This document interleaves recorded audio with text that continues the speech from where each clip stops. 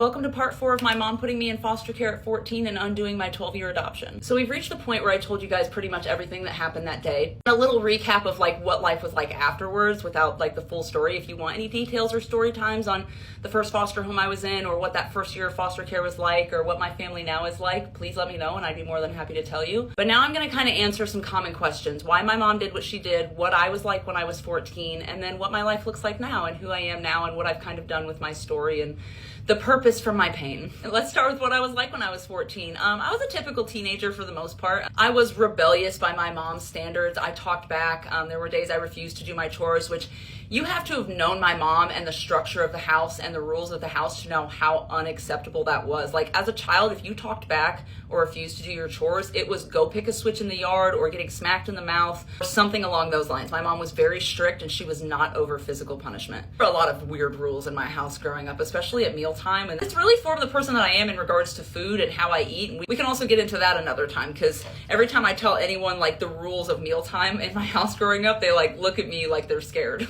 Now, I will say that final year before my mom put me in care, I was kind of a troublemaker. There was one instance where I did run away and the cops had to chase me around town for a couple of hours. Again, I can tell that story another time.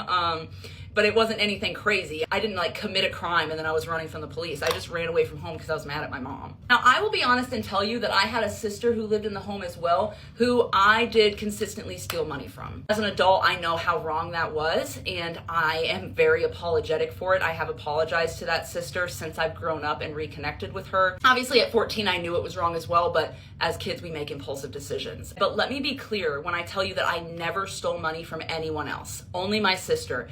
And one of the reasons my mom gave the police as to why she was giving me up is that I stole money from her and that I stole her credit cards. Both of which are not true. I actually always prided myself in the fact that I never stole from my mother. Even though I was willing to take money from my sister, I never stole money from my mom. Especially the credit card thing. I didn't even know what credit cards were or how they worked when I was that young. Another thing she told the police is that I called the phone service people because she had Verizon at the time and added myself to her phone contract so that I could text boys and make phone calls. And like, again, I didn't even know that that was a thing. Like, I wouldn't have even known that I needed to call Verizon and add myself. And you can't just add yourself to someone else's phone contract, especially when you're 14 years old.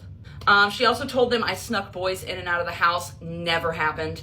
I had one boyfriend in 6th grade, and by the time 7th grade summer rolled around, we had broken up, and that was my only experience with boys. We'd never even kissed while we were dating. She also told the police that I made threats to my siblings all of the time to beat them up when they have intellectual and developmental disabilities. Also never true. Did I fight with my siblings? Sure, but all siblings fight.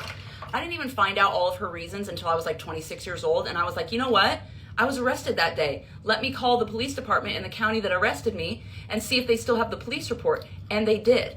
And this is all laid out in this police report. And I remember my heart breaking the day I got that police report because for the longest time, I told myself that I deserved it, that I was a bad kid. And I spent my entire teenage years thinking that I was a bad kid and that I deserved what she did to me. I also told myself for the longest time that my mom did what she did because she had cancer and knew that she was dying and she just wanted me to be taken care of and somewhere safe before she passed.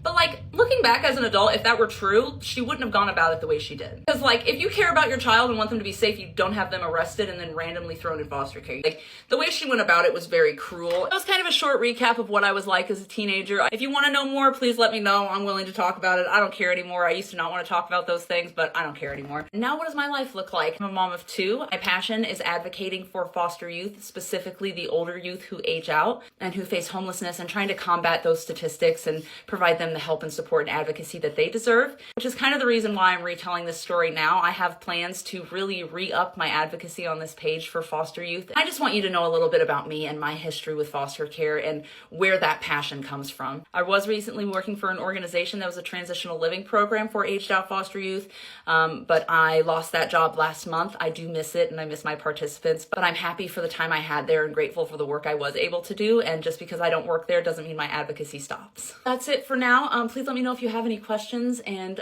thank you for listening to my story. For those of you who have been here for years, thank you for being part of my TikTok family and community. Love you, bye.